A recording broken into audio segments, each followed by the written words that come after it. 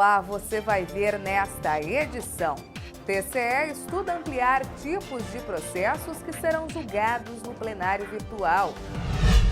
Homologada medida cautelar que suspendeu o pregão da Prefeitura de Nova Nazaré.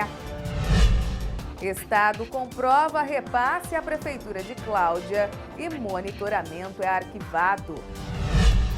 Prefeituras de São José do Povo e Nova Marilândia cumprem parcialmente alertas emitidos em acórdão. Os detalhes agora no TCE Notícias. O Tribunal de Contas de Mato Grosso está realizando estudos visando ampliar os tipos de processos que passarão a tramitar no plenário virtual. O julgamento eletrônico tem otimizado os trabalhos. Acompanhe na reportagem a seguir. Além dos julgamentos feitos pelos conselheiros do Tribunal de Contas de Mato Grosso em sessões presenciais, existem apreciações que são feitas em um plenário virtual. As sessões presenciais são aquelas em que os conselheiros se reúnem no plenário de julgamentos, ali, na presença deles mesmos, debatendo, votando e aí concluindo o julgamento de processos. As sessões virtuais são aquelas em que não há necessidade do conselheiro se deslocar até o plenário de julgamento. Ele pode votar nos processos e o julgamento ocorre todo de forma eletrônica. Atualmente, os processos que são submetidos ao plenário virtual são os de julgamento singular, que o entendimento do relator esteja divergente do parecer do Ministério Público de Contas, aposentadorias, pensões, homologações de julgamentos singulares para a constituição de títulos executivos, entre outros. E mais tipos de processos podem integrar a pauta desse espaço eletrônico de julgamentos daqui do TCE. Um estudo já está em curso para que sejam incluídos os processos de tomadas de contas especiais que não tenham atingido o valor de alçada, que atualmente está em R$50 mil, e os processos que são fruto dos instrumentos de fiscalização, denominados levantamentos e monitoramentos. Ampliando os assuntos de processos a serem submetidos ao plenário virtual, isso possibilitará que as sessões presenciais consigam priorizar os processos de maior complexidade, aqueles processos em que exige do julgador um maior estudo e que os debates do Tribunal Pleno são mais ricos e com isso também a gente pode verificar uma maior celeridade, o aumento da produção do tribunal. A possível inclusão desses novos tipos de processos está sob a análise de uma comissão permanente de atualização da Lei Orgânica e Regimento Interno do Tribunal de Contas de Mato Grosso. Essa comissão é presidida pelo conselheiro Guilherme Antônio Maluf e é composta ainda pelo conselheiro interino Isaías Lopes da Cunha, pelo procurador-geral Alisson Carvalho de Alencar e mais 3 servidores. O plenário virtual foi criado em 2012 e, de lá para cá, já foram julgados cerca de 22.200 processos, o que corresponde a 2/3 das decisões colegiadas do TCE. Essa ferramenta tem assegurado diversos pontos positivos ao Tribunal de Contas, inclusive permitindo que os conselheiros promovam debates sobre os processos de maior complexidade nas sessões presenciais. O plenário virtual é uma experiência muito bem sucedida.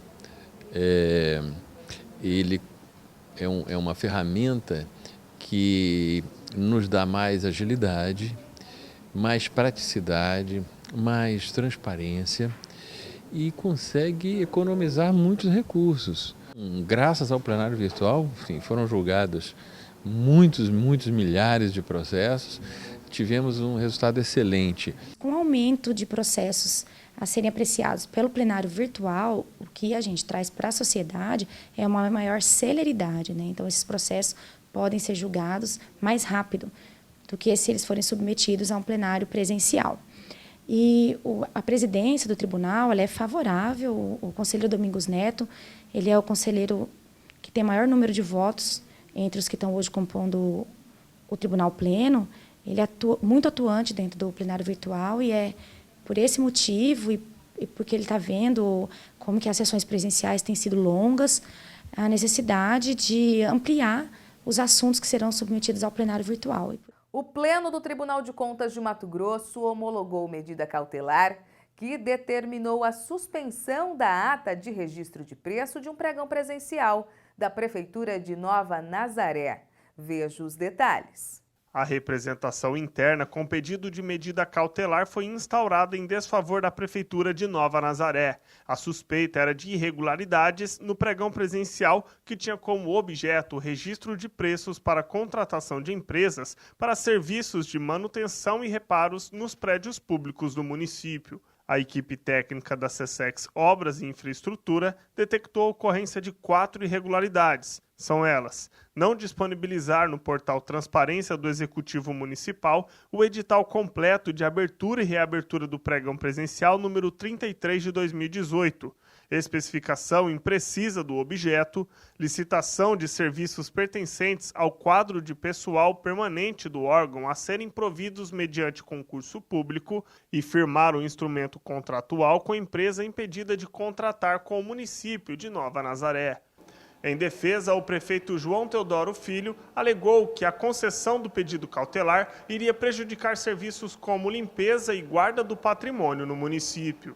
Quanto ao perículo in mora, ponderei que, diante dos graves indícios de irregularidades no edital, a manutenção da ata de registro de preços do pregão presencial citado poderia ocasionar real prejuízo ao ente público que aderisse à ata pela probabilidade de ser anulada.